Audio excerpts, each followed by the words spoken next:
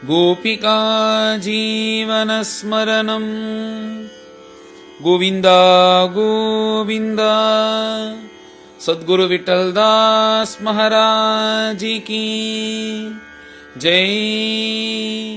இந்த விதுர மைத்ரேய சம்வாதமே பரம வேதாந்தமாக இருக்கும். மண்டையை போட்டு குடையும், இன்ட்ரெஸ்டிங்காக இருக்கும். அது கொஞ்சம் புரிஞ்சுக்கிறவாளுக்கு நம்ம மனசு கொடுத்து புரிஞ்சுக்கணும். அந்த மாதிரி இருக்கும் அந்த கதைகள்லாம். திரும்ப திரும்ப வந்தது போலையே இருக்குமே தவிர, ஆனால் நிறைய விஷயங்கள் சொல்லியிருப்பார். அது நல்ல வேதாந்தமான விஷயங்கள். இப்போது விதுரர் இத்தனை நேரம் மைத்ரேயர் பதில் சொல்லிட்டார் அந்த ஒரு 6வது அத்தியாயத்தில். இப்போ இந்த 7வது அத்தியாயம் பார்த்தெல்லாம் முழுக்கவே கேள்வி தான். இவர் கேட்குற கேள்வியெல்லாம் பார்த்தா, விதுரரை பார்த்தா அவருக்கே எல்லா பதிலையும் தெரியாது, இவர் போய் அவர்கிட்ட கேள்வி கேட்குறாரேன்ற மாதிரி இருக்கும்.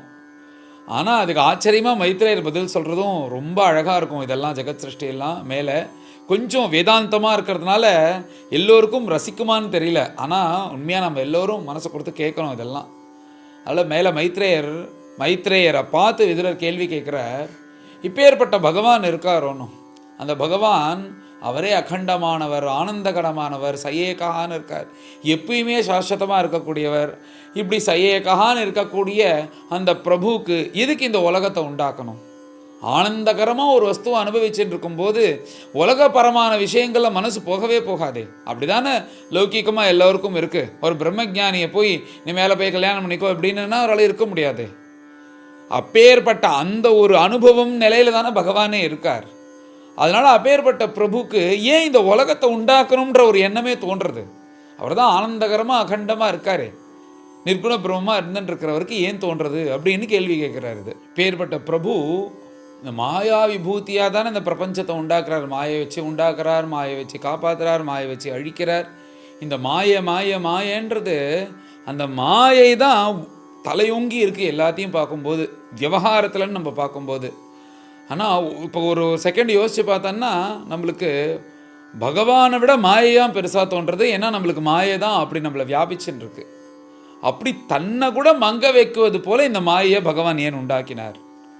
தான் எப்பேற்பட்ட சக்திமான், தான் எப்பேற்பட்டவர், அவர் கூட மங்கி போகிறாரா இந்த மாயைக்கு முன்னாடி?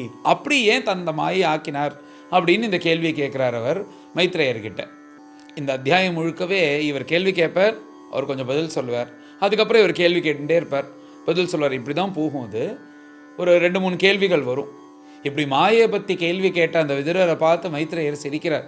சிரிச்சுட்டு, அதாண்டா அந்த பகவானுடைய சக்தி, அந்த மாயையை யாராலையும் அறிய முடியாது, ஆனால் அது பகவானுடைய சக்தி அப்படின்ற பற்றி சொல்லி, இந்த மாயை தான் உலகமே ஆட்டி படைப்பது போல இருக்கும், ஆனால் அந்த மாயை பகவானுடைய அதீனம்தான், அது பகவானுடைய சக்தி. அது நீ இப்படிலாம் சொல்கிறனே தவிர அது முழுக்க யாராலையும் உண்மையாகவே அறியவே முடியாது அப்படின்றது போல் மைத்ரேயர் விதுரர்கிட்ட சொல்கிறார். அதுக்கு மேலே இதுக்கு நம்ம கீதாச்சாரியன் பதில் சொல்கிறார். மாயேன்னு இருக்கே, இந்த மாயை தாண்ட முடியுமான்னா அவர் சொல்கிறார், தாண்ட முடியும். மாமேவையே பிரபத்யந்தே மாயாமே தாம் தரந்தித்தே. என்ன தவிர இந்த மாயையால் நீ என்ன குட்டிகரணை அடைச்சாலும் இந்த மாயை தாண்ட முடியாது. நான் நினச்சாதான் உன்னை தாண்ட வைக்க முடியும். மாமேவையே பிரபத்யந்தே அப்படின்னு அர்ஜுனனுக்கு கீதாச்சாரியன் சொல்லும்போது சொல்கிறார்.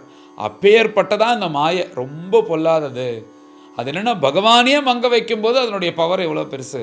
அப்பேற்பட்ட அந்த மாயையை நீ தாண்டணும்னா பகவானுடைய திருவடி தான் பிடிச்சிக்கணும் அப்படின்றது போல் இது வர்ணிக்கிறார். இப்போ இதுக்கு பதில் சொல்லும்போது 2 விதமான திருஷ்டாந்தத்தை அழகாக சொல்கிறார். ஒருத்தன் நன்னா தூங்கிட்டு இருக்கான். தூங்கும்போது ஒரு சொப்னம். அந்த சொப்னத்தில் அவன் தலையை யாரோ வெட்டி கொண்டு போகிறா. அவன் தன்னுடைய தலையை எவனோ வெட்டுறதை தன்னால் பார்க்க முடியுமோ? இது வாஸ்தவத்தில் சாத்தியம் இல்லை. ஆனால் சொப்ன சாத்தியமாக இருக்குது. இப்படி தான் இந்த மாயை. இன்னொன்று உதாரணம் என்ன சொல்கிறாருன்னா, இப்போ மேலே ஒரு அழகாக ஒரு சந்திரன் ஜொலிக்கிறார். அந்த சந்திரனுடைய பிரதிபிம்பமானது கீழே இருக்கிற இந்த ஜலத்தில் தெரியறது. அந்த சந்திரனுடைய பிம்பம் தான் அது. ஆனால் அந்த பிம்பம் இந்த ஜலத்தில் தெரியும் போது தெரியறதுன்னா நான் தெரியாது. இந்த பிம்பமானது என்ன ஆகுதுன்னா, இந்த ஜலம் ஜலிக்கும் போது இந்த சந்திரனுடைய பிரதிபிம்பமானது அந்த ஜலத்தோடையே அங்கங்கே போயிட்டு வருது. ஆனால் மேலே இருக்கிற சந்திரனுக்கும் இதுக்கும் சம்பந்தமே இல்லை, அது தனியாக இருக்குது. அதே மாதிரி தான் மேலே இருக்கிற பரபிரம்மம் அதனுடைய பிரதிபிம்பம் தான் இங்கே இருக்கிறது எல்லாமே. அந்த பிரதிபிம்பம் எப்படி இந்த ஜலத்தில் தெரிஞ்சு இந்த ஜலத்துக்கு ஏற்றது போல அந்த பிரதிபிம்பமானது மறையிறது, தோன்றது, போகிறது, வருதுன்றது போல இந்த பரபிரம்மத்தினுடைய பிரதிபிம்பமாக இருக்கக்கூடிய இந்த ஜீவாத்மாக்கள் ஜலமாக இருக்கக்கூடிய அந்த கர்மாவை வச்சு முன்னாடி போகிறது, பின்னாடி போகிறது, காலத்தை வச்சு கால கர்ம சுபாவத்தை வச்சு முன்னாடி பின்னாடி போயிட்டு வருதே தவிர, நீ சொல்லுவது போல் அந்த அகண்டமான பிரம்மத்துக்கும் இதுக்கும் ஒன்று கிடையாது, அது தனியாக தான் இருக்குது, இது தனியாக தான் இருக்குது அப்படின்றது போல் சொல்கிறார். இப்படி மாயை பற்றிலாம் சொல்லி பயந்துருவானோன்றதுக்காக மைத்ரேயர் சொல்கிறார், அப்பா பயப்படாத, எல்லாரும் மகான்கள் சொல்கிறதுன்னா இந்த மாயையும் தாண்டிட முடியும். அதுக்கு ஒரே வழி என்னன்னா, நீ மாயை தாண்டணும்ல எந்த சங்கல்பமும் பண்ணாத, நீ பாட்டுக்கு பகவான் திருவடியை பிடிச்சிட்டு பாகவத பாராயணம் பண்ணிகிட்டே இரு, பகவான் நாம் சொல்லிகிட்டே இரு. இந்த மாயை எப்போ தாண்டுறமே தெரியாது, நாமளே தெரியாமல் தாண்டிடுவோம். அதனால் அதை பற்றின கவலை நீ விசாரம் படாத அப்படின்னு விதுரரை சமாதானம் படுத்துகிறாராம். திரும்ப இந்த பிரம்மரிஷியாக இருக்கக்கூடிய மைத்ரேயரை பார்த்து விதுரர் கேள்வி கேட்குறார், நீங்கள் சொன்ன இந்த மாய விஷயமானது எனக்கு ரொம்ப மனசுக்கு சமாதானமாக இருக்குது, ரொம்ப நாளாக இருந்த சம்சயம் தீர்ந்தது, அதுக்கும் மேலே நீங்கள் சில விஷயங்கள் சொல்லணும்னாரு. என்னன்னா, இப்போ இந்த ஜெகத் சிருஷ்டி தத்துவங்கள் தேவர்கள் எல்லாத்தையும் சொல்லிட்டேன். ஆனால் இப்போ ஏகப்பட்ட இதனில் ஏகப்பட்டது இருக்கே, இந்த மன்வந்தராதிகள்னு இருக்குது, இந்த பிரளயம்னு ஒன்று இருக்குது, இந்த தேவர்கள் உண்டாரார்கள், மனுஷர்கள் உண்டாரார்கள், மற்ற ஜந்துக்கள் இவைகள் எல்லாம் உண்டாருது. இது எல்லாத்துக்கும் ஜீவனுடைய ஆயுஸ் என்ன? இப்போ வந்து ஒரு ஜீவன் வாழ்ந்துட்டே இருக்குது. இதுக்கு முன்னாடி போனால் இவன் இதுக்கு முன்னாடி உள்ளவர்கள், இவன் முன்னாடி உள்ளவர்கள் போயிட்டே இருந்தோம்னா இந்த ஆங்கிரச வம்சம், பாரத்வாஜ வம்சம், கௌதமருடைய வம்சம், இப்படி முத்கலருடைய வம்சம்னு இது சொல்லிட்டு வராளே, இது எப்படி வருது? அதுக்கும் மேலே இந்த உலகத்தில் மனுஷர்கள் மாத்தமாக இருக்கா?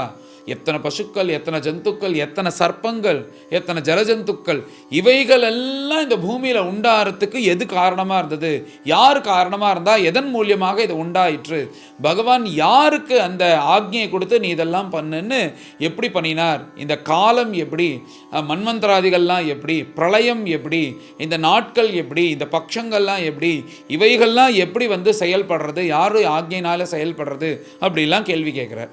அதுக்கு மேலே இந்த ஜெகத் சிருஷ்டிக்கு முக்கிய காரணமாக இருக்கிறவா நவ பிரஜாபதிகள்னு சொல்கிறாளே, அவர்கள் எப்படி உண்டானார்கள்? அவர்கள் உண்டாகிறதுக்கு எது காரணமாக இருந்தது? அவர்களுடைய பிதா யார்?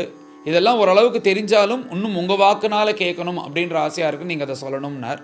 அப்புறம் வேதம், சாஸ்திரம், வேதோக்த தர்மங்கள், புராணங்கள், இத்தனை விஷயங்கள் இருக்கே, இதெல்லாம் ஒருத்தன் எப்படி பண்ணினான்னா க்ஷேமத்தை அடைய முடியும், அதையும் நீங்கள் சொல்லணும் அப்படின்னு கேட்குறார். பொதுவாக பகவான் அடையிறதுக்கு முக்கியமாக 3 மார்க்கங்கள் சொல்லப்பட்டிருக்கு. ஒன்று வேதோக்தமான மார்க்கங்கள், கர்மானுஷ்டானங்கள் பண்ணி சித்தசுத்தி ஏற்பட்டு பகவானை அடையிறது. மற்றொன்று யோக மார்க்கம், தியானம் பண்ணி மனசை சுத்தம் பண்ணி பகவானை தியானம் பண்ணி அடையிறது. கடைசியாக பக்தி மார்க்கம், பகவான் நாமஸ்மரணம், பகவான்கிட்ட பக்தி பண்ணாலே பகவான் அடையலான்னு இப்படிலாம் சொல்லியிருக்கேன். இதெல்லாம் எந்தெந்த காலத்தில் யாருக்கு எது தகுந்தது, எப்படிலாம் பண்ணினா பகவான் அடைய முடியும் அப்படின்றத இதையும் நீங்கள் விஸ்தாரமாக சொல்லணும் அப்படின்னு கேட்குறார்.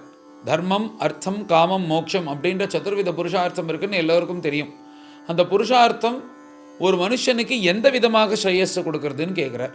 அதுக்கும் மேலே பித்திருக்கள்னு இருக்காளே, அந்த பித்திருக்கள் இருக்கிறவால அவளை எப்படி பஜிக்கணும், அவர்கள் ஏன் வந்தார்கள், அவளை ஏன் பஜிக்கணும், அவளை பஜிச்சா என்ன மாதிரி க்ஷேமங்கள்லாம் கிடைக்கும் அப்படின்னு அந்த கேள்வியை கேட்குறார்.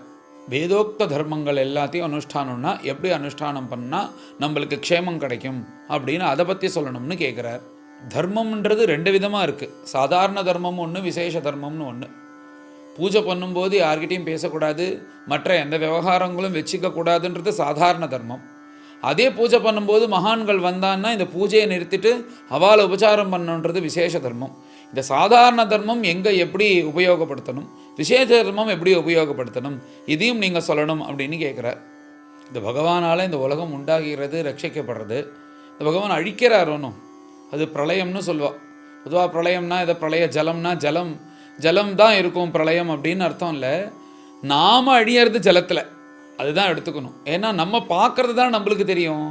நாம் ஜலத்தில் அழிஞ்சிருவோம், அந்த ஜலமானது அக்னியில் அழியும், அந்த அக்னின்றது வாயுவில் அழியும், அந்த வாயு ஆகாசத்தில் முடங்கிடும், ஆகாசம் பரபிரம்மத்தோடு போயிடும் அப்படின்றது இந்த வத்திரேக வியாப்தின்னு பேர். அதனால் பிரளயம்னா நம்ம என்ன நினைக்கிறோம், அப்படியே பிரளயம் ஜலமாக இருக்கும், உலகம் அழிஞ்சிடும், நம்ம அது வழியும் தான் பார்க்குறோம். அதுக்கப்புறம் என்ன ஆகுன்றது இந்த வேதத்துலேயும் இருக்குது, பாகவதத்துலேயும் இருக்குது. இப்படி இந்த பிரளயம்ன்றது பலவிதமாக இருக்கான். நித்திய பிரளயம், நைமித்திக பிரளயம் அப்படின்றதெல்லாம் இருக்கே, அதெல்லாம் எப்படி இருக்கும், அந்தந்த சமயத்தில் யார் உயிரோடு இருப்பா, யார் காலமாயிடுவா, யாராவது பகவான்கிட்ட அந்த சமயத்தில் இருப்பாளா, இல்லை எல்லோரும் காலமாயிடுவார்களா? நீங்கள் இதை பற்றிலாம் சொல்லணும் அப்படின்னு சொல்கிறார்.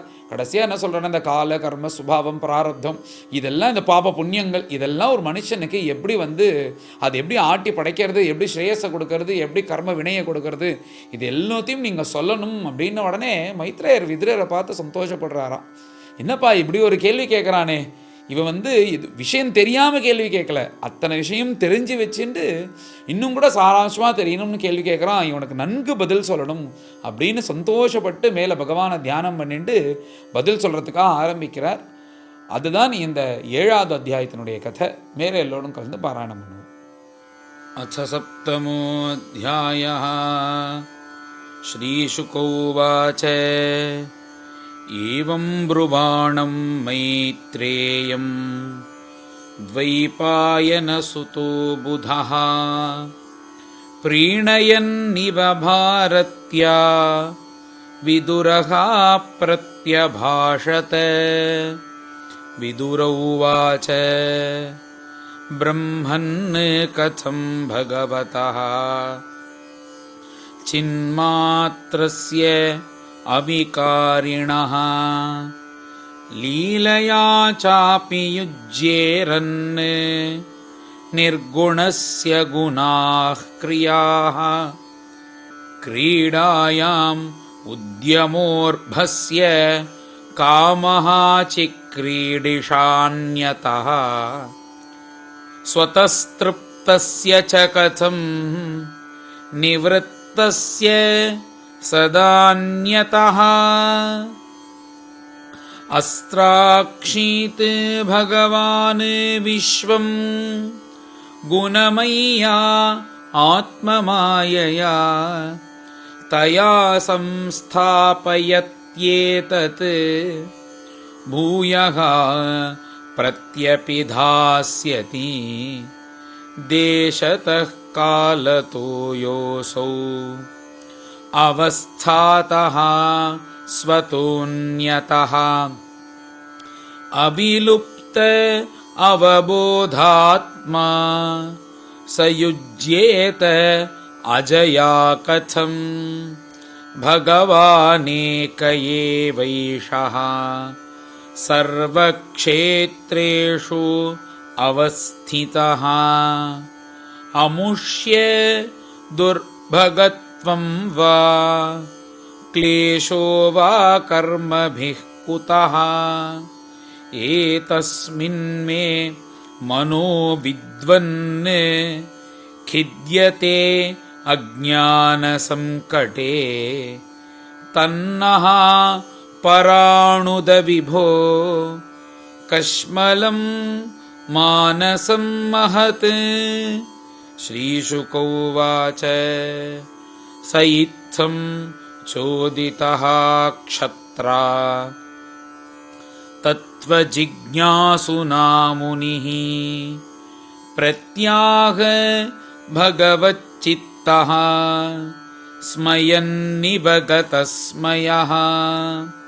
मैत्रेय उवाच सेयं भगवतो माया यन्न येन विरुध्यते ईश्वरस्य विमुक्तस्य कार्पण्यम् उत बन्धनम् यदर्थेन विनामुष्य पुंस आत्मविपर्ययः प्रतीयेत उपद्रष्टुः स्वशिरश्छेदनादिकः यथा जले चन्द्रमसः कम्पादिस्तत्कृतो गुणः दृश्यते असन्नपि द्रष्टुः आत्मनो अनात्मनो गुणः स वै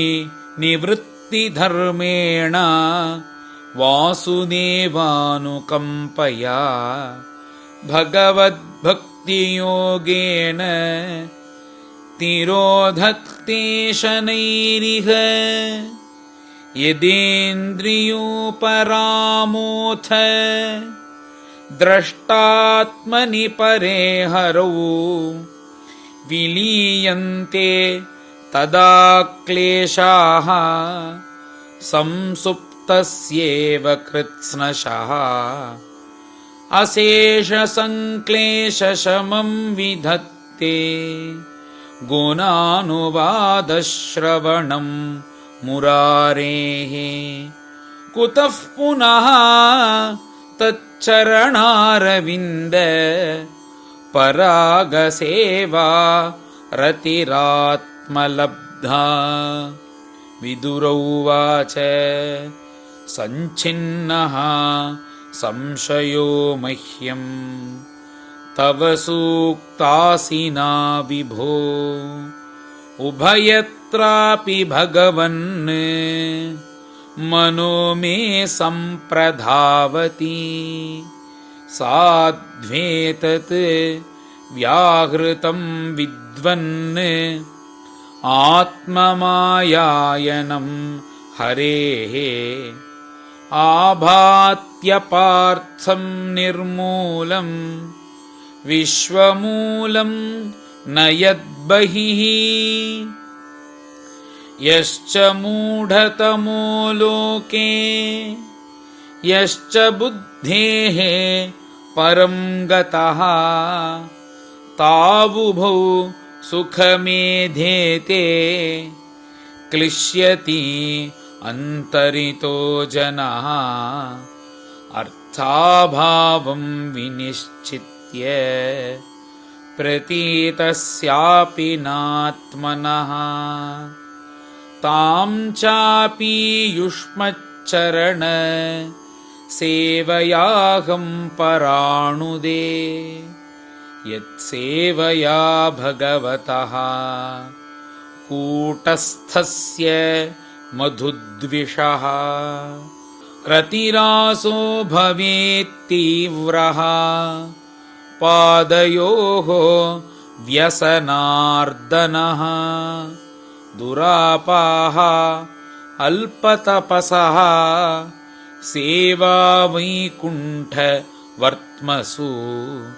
यत्रोपगीयते नित्यं देवदेवो जनार्दनः सृष्ट्वाग्रे महदादीनि सविकाराणि अनुक्रमात् तेभ्यो विराजम् उद्धृत्य तमनुप्राविशद्विभुः यमाहुराद्यं पुरुषम् सहस्राङ्घ्रि उरुबाहुकम् यत्र विश्व इमे लोकाः सविकासं समासते यस्मिन् दशविधः प्राणः सेन्द्रियार्थेन्द्रियः त्रिवृत् त्वयेरितो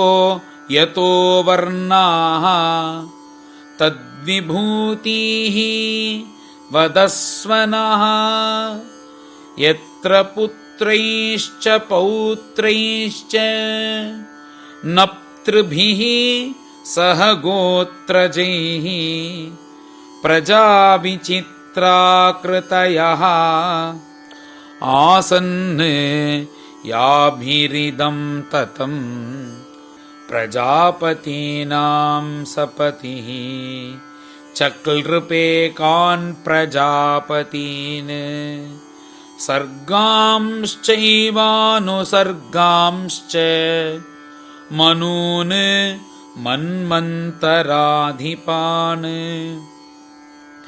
एतेषामपि वंशाश्च वंशानुचरितानि च उपर्यधश्च ये लोकाः भूमेः मित्रात्मजासते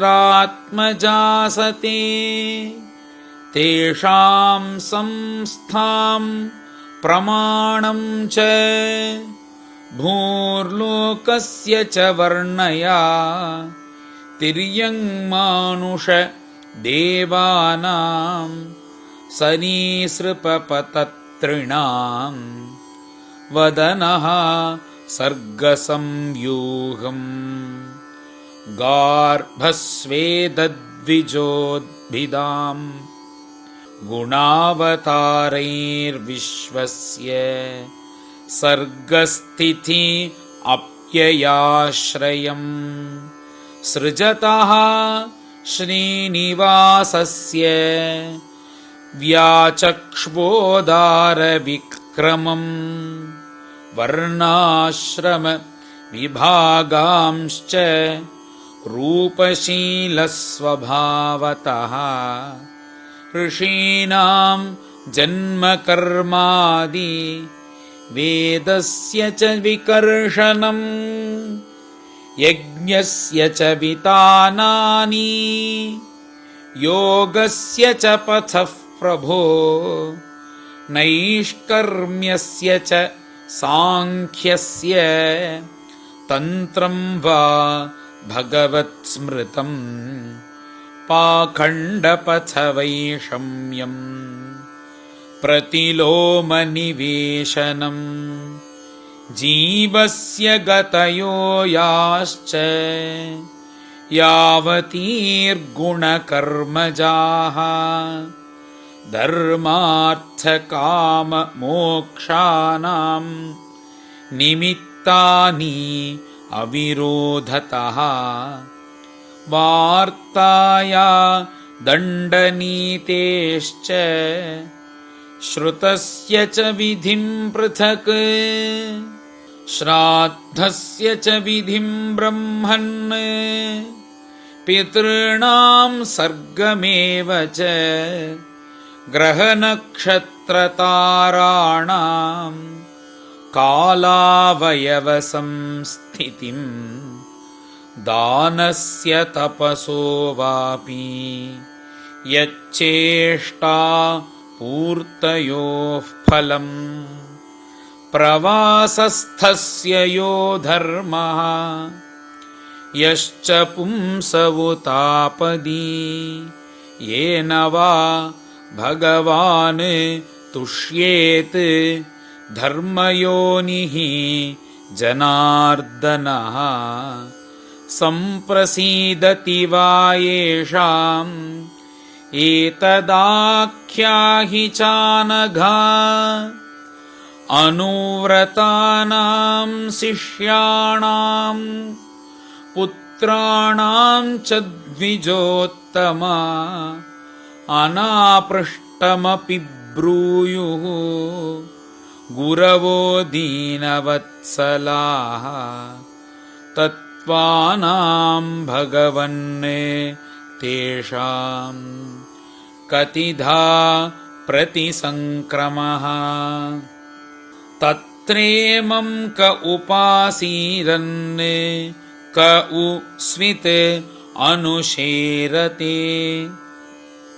पुरुषस्य च संस्थानं स्वरूपं वा परस्य च ज्ञानं च नैगमं यत्तत् गुरुशिष्यप्रयोजनं निमित्तानि च तस्येह प्रोक्तानि अनघसूरिभिः स्वतो ज्ञानं कुतः पुंसां भक्तिः वैराग्यमेव वा एतान्मे पृच्छतः प्रश्नान् हरेः कर्म विवित्सया ब्रूहि मे ज्ञस्य मित्रत्वात् अजयानष्टचक्षुषः सर्वे वेदाश्च यज्ञाश्च तपोदानानि चानघा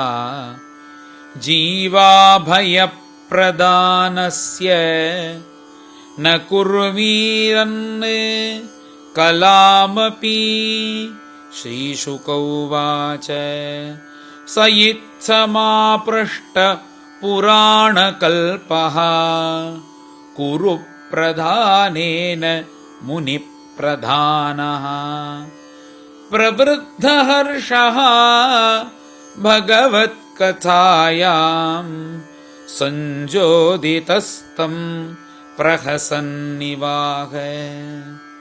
श्रीहरये नमः। इति श्रीमद्भागवते महापुराणे तृतीयस्कन्धे सप्तमोऽध्यायः। गोपिका जीवनस्मरणम्। गोविन्द गोविन्द। सद्गुरु विठलदास महाराज की जय।